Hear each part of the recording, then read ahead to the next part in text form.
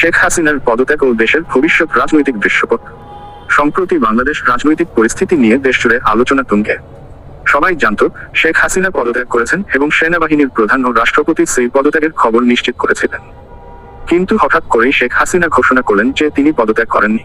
এই ঘটনার পেছনের কারণ কি এবং দেশের ভবিষ্যৎ রাজনীতি কোন দিকে যাচ্ছে? পদত্যাগের ধোঁয়াশা। শেখ হাসিনা পদত্যাগ করেছেন বলে যে খবর ছড়িয়ে পড়েছিল তা জনগণ এবং রাজনৈতিক পর্যবেক্ষকদের মধ্যে ব্যাপক আলোচনার জন্ম দিয়েছে। তবে শেখ হাসিনা স্পষ্টভাবে জানিয়েছেন তিনি পদত্যাগ করেননি। প্রশ্ন জাগে, তাহলে সেনাবাহিনীর প্রধান ও রাষ্ট্রপতির এই ঘোষণা কেন আসলো? কিছু বিশ্লেষক মনে করছেন দেশের ভেতরে কিছু রাজনৈতিক চাপে শেখ হাসিনা এই সিদ্ধান্ত নিতে বাধ্য হয়েছিলেন, অথবা তার বিরুদ্ধে ষড়যন্ত্র করা হয়েছে। অন্তর্বর্তীকালীন সরকার গঠন। যদি শেখ হাসিনা সত্যি পদত্যাগ না করে থাকেন, তাহলে অন্তর্বর্তীকালীন সরকার কিভাবে গঠিত হলো? এ নিয়ে জনমনের সংশয় তৈরি হয়েছে।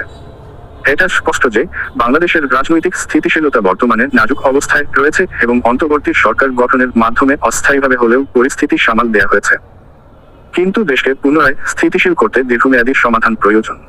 শেখ হাসিনার দেশত্যাগ এবং ফিরে আসার প্রসঙ্গ। শেখ হাসিনা দেশের বাইরে চলে যাওয়ার পর তার ফেরা নিয়ে নানা গুঞ্জন শোনা যাচ্ছে। তিনি কি ক্ষমতায় ফিরতে চান? তার দেশের ফেরাটা কি জনগণ মেনে নেবে? এটা এখনো স্পষ্ট নয়। অনেক মানুষ মনে করেন শেখ হাসিনা দেশের জন্য অনেক কিছু করেছেন, কিন্তু তার দীর্ঘ ক্ষমতায় থাকা নিয়ে বিতর্কও কম নয়। দেশজুড়ে বিভাজন তৈরি হয়েছে।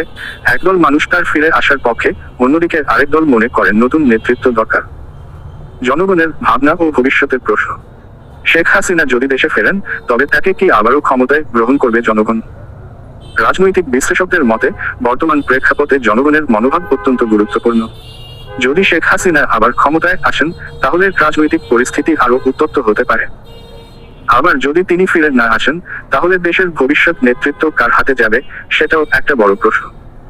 উপসংহার: বাংলাদেশের বর্তমান রাজনৈতিক পরিস্থিতি অত্যন্ত অস্থিতিশীল।